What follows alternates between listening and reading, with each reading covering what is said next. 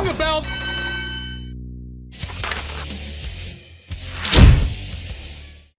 Ladies and gentlemen, welcome to the Slam Society here, and welcome to my review show here of TNA Rebellion 2024 from the Palms in Las Vegas, Nevada. Excuse me for being very quiet when I talk here. It's nearly 2:30 in the morning, so it's taken me some time to get this review out because I was watching MLW War Chamber earlier today, and it's really difficult when I have to do more than one review in one day because I have a lot of things to do in this household, and I can't just focus straight on the reviews. But anyway, look, a great crowd for the show. We kick things off with the national anthem being played by former Guns N' Roses and 6 a.m. guitarist DJ Ashba, who did a great job, and it made me feel like, you know what, maybe TNA are finally about to turn a corner. We start off the proceedings with the TNA X Division Championship match between Mustafa Ali, the champion, taking on Jake something, and how Mustafa Ali gets out of this one alive, I would have no idea going into this, just based on how Jake is built and how ferocious and tenacious he is. I could not think of a way that Mustafa gets out of this alive. Anyway, early on it was quite funny when Jake crushed Ali's hand from a handshake, and Matt Raywalt on commentary was very offended by it. I keep looking at Jake something and I think to myself, okay, Jake is 34 years old.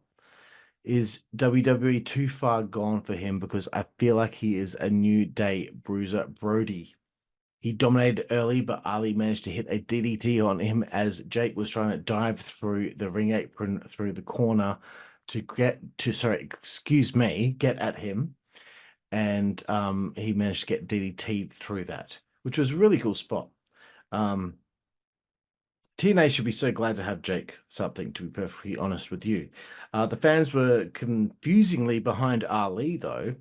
Didn't understand that, but it goes to show character work still gets over.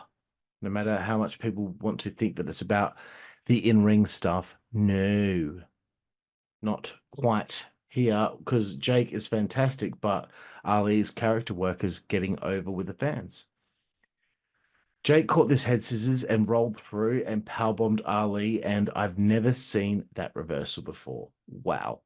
Jake got German suplexed off the top rope to the apron, and then the Secret Service held him down for a 450 splash.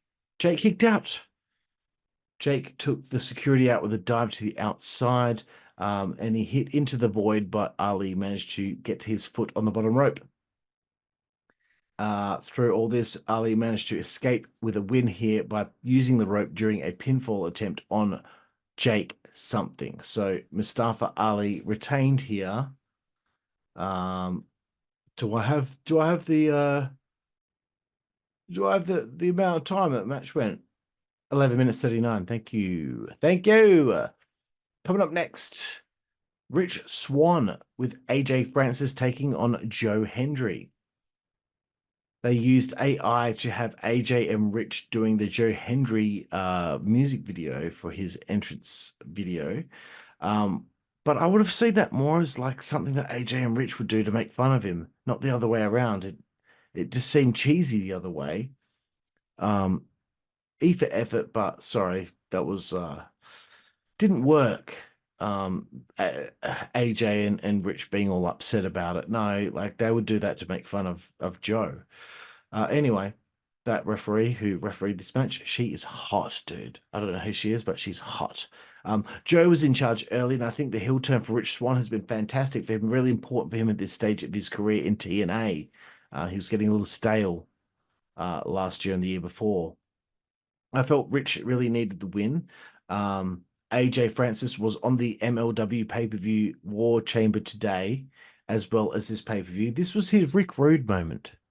Let's just say that in the least effective way, though. It was still cool, though. I'm liking Rich Swann's new mean streak, dude. Down with that.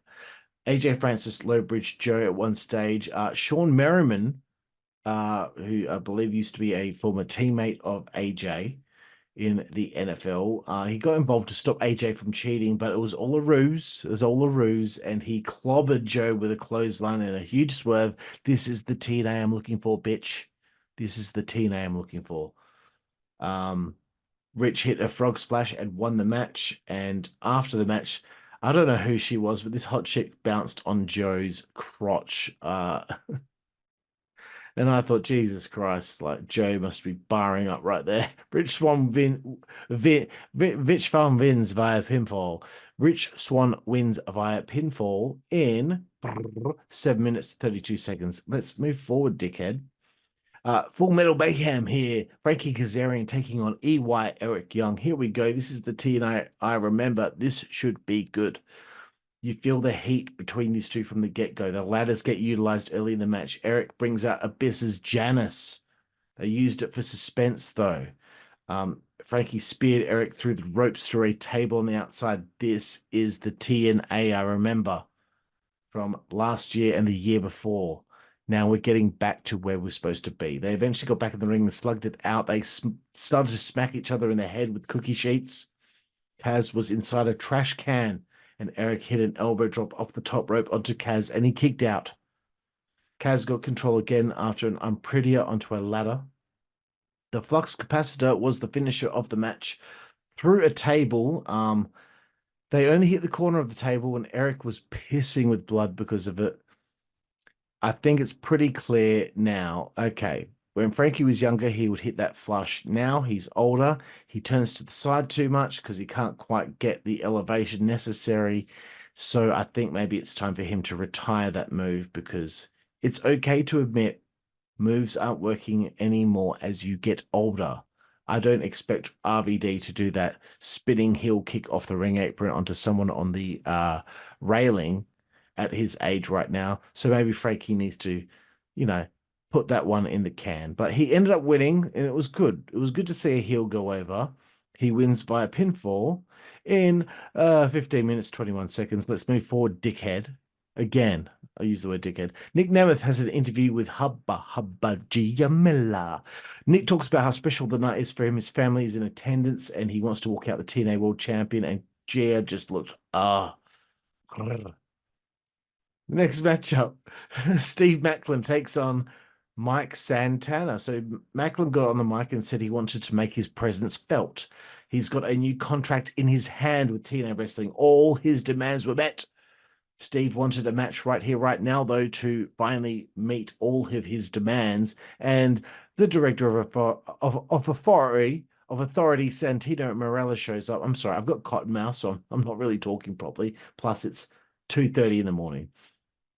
He gives him a match with a debutante, Santana from AEW. What a nice surprise. Santana is ready to show what he's got, and he wants to show that he's got it on his own. He looked to be ready on his own without Ortiz, who apparently was the problem with him in AEW. Look, Santana, props to the guy. He wants to make the most of his career. He doesn't want to flounder. Just like Kazarian was in AEW, he wants to take charge and make the best of it.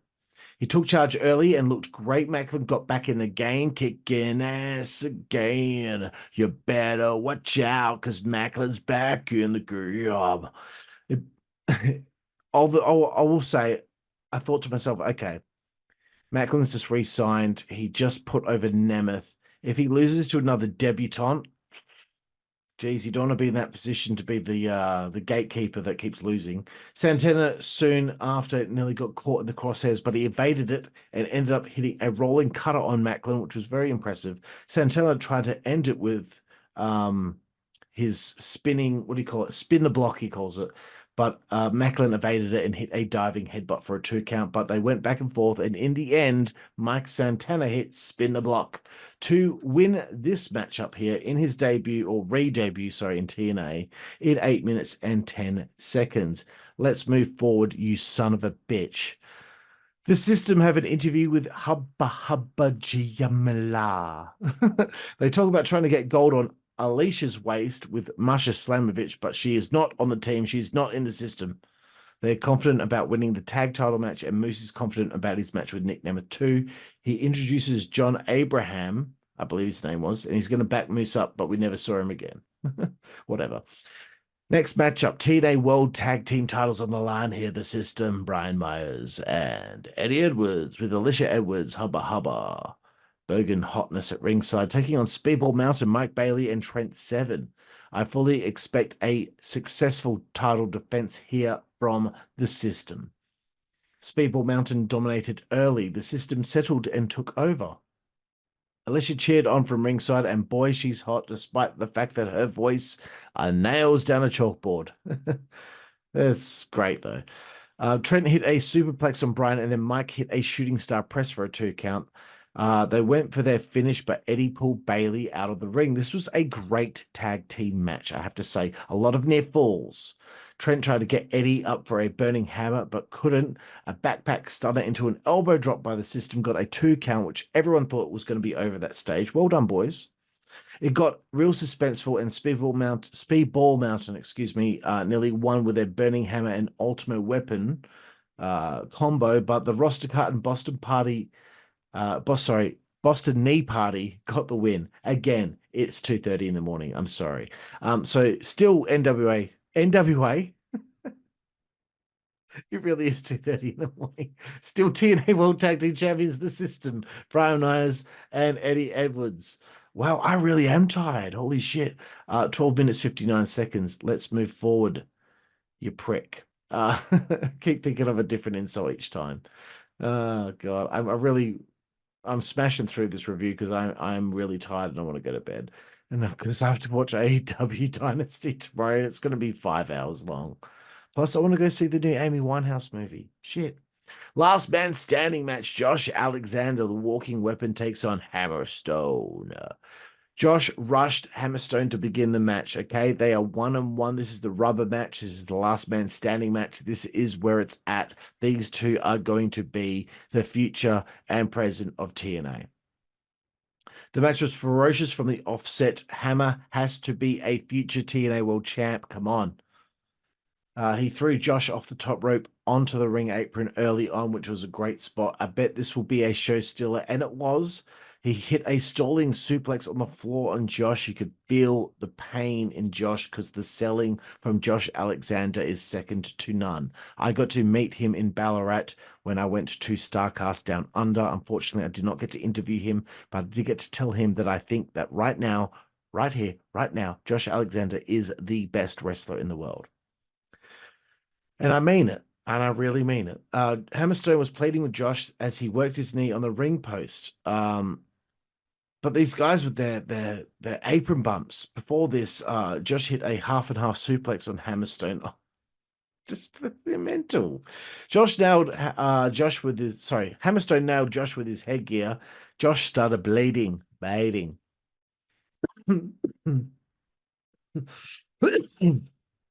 Excuse me. Excuse me. I'll have to cut that out. Shit.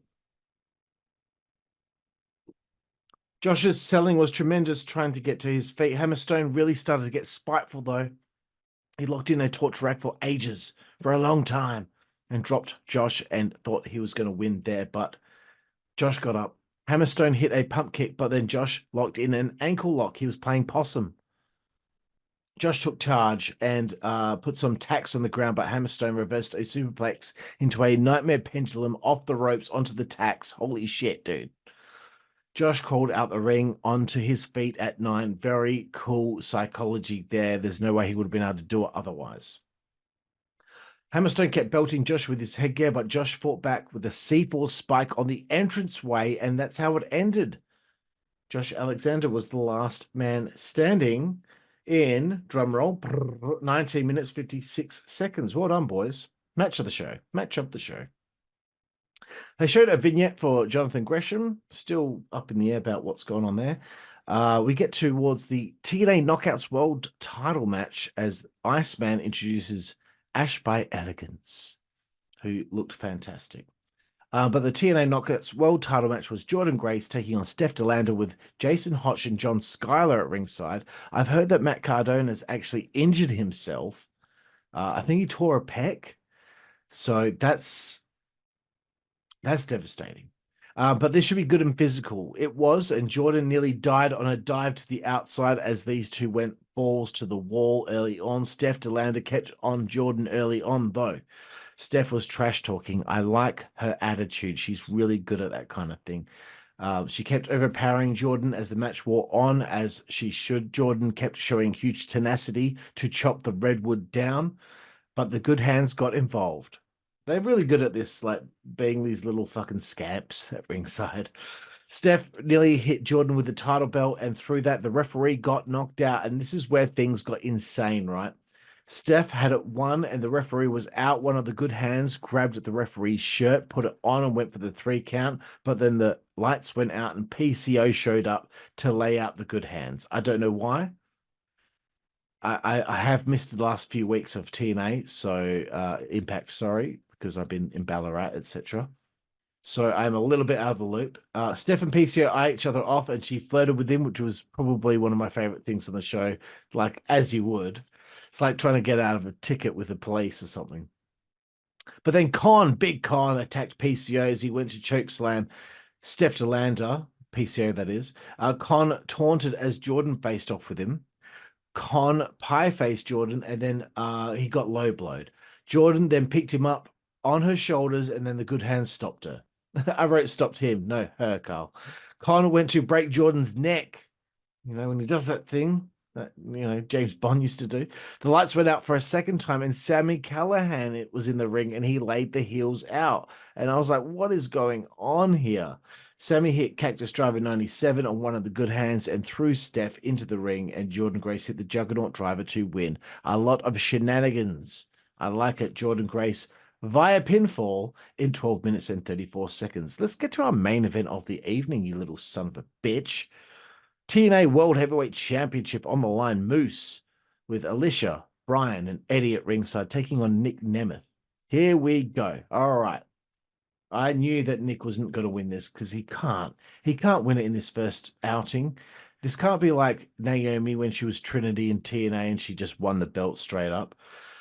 No, we can't keep doing that, and I'm glad that they didn't do it this time. But Nick out-wrestled Moose early. Moose came back because of his strength advantage. He hit a sick pump kick, and Nemeth did his usual strong selling. Alisha Edwards got involved as Nemeth closed in, and Moose roughhoused him, and the system got ejected. This is what made it interesting, because now it was one-on-one, man-on-man, skin-on-skin. Through all this, Nemeth hit a super kick for a near fall. He had the sleeper hold on Moose as he almost had Moose out. Moose climbed the ropes and jumped back off the second rope with Nemeth on his back and broke him off him. Fantastic. Great spot. Nemeth got in supreme control with his rapid fire elbows. He hit a top rope elbow drop for a near fall. Huge powerbomb from Moose for a near fall and another on the stage. I really am going through this match quite quickly. But this was really suspenseful, fantastic. I would say second best match on the show, aside from the Alexander Hammerstone match. But Moose got the clean win after hitting a spear on Nick Nemeth. And I was like, man, clean? Excellent. Good on you, Nick.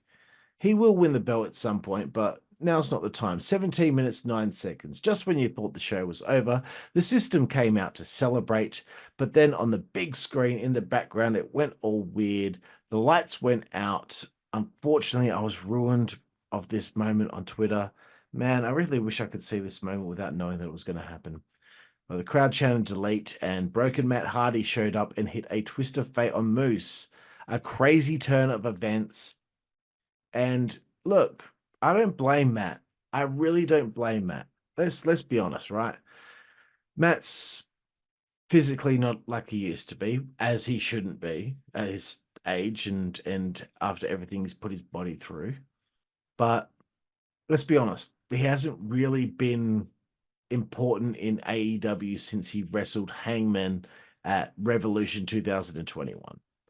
They've had him do the same thing with the Hardy family office, that kind of angle with Private Party and all that. for so long.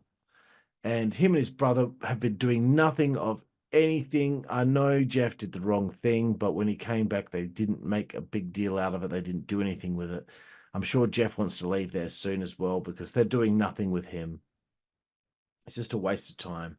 So Matt Hardy's doing what Frankie Kazarian did. He's going to a company that's going to at least give him angles, stories, something to sink his teeth into, and maybe he can finish his career off in the right way in probably the company that treated him the best that anyone has ever treated Matt Hardy, and TNA really did. So if we can get Broken Matt Hardy back for one last run, I'm in, bro. I'm in. I wasn't really keen on anything he did in AEW just because you're only as good as creative given to you, and clearly the creative given to anyone from AEW is going to be shit because Tony Khan is shit and can't book. But I'm happy to see him in TNA. I'm happy to see Broken Matt Hardy back. Anyway, this was a great show. This really showed me that TNA wrestling is capable of being back to where they once were a year and a half ago, where they were firing on all cylinders. So I'm really proud that they're there. And I'm proud that I was actually able to see a TNA pay-per-view in 2024 and not feel like it could be better.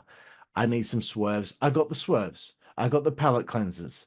I got what I wanted from this show. You got the hardcore, you got the high flying, you got all the different flavors, the character stuff, excellent stuff. That's what I'm talking about. That's what TNA is all about. Thank you very much for joining me here on the Slam Society. I'm Karlifornia. Please like, subscribe, click the bell so you can check out all of our good shit. We've got so much going on in the next 2 weeks. Please check out what we're doing. We are really firing on all cylinders here at the Slam Society, just like TNA today, just like MLW today. Thank you again. See you down the road.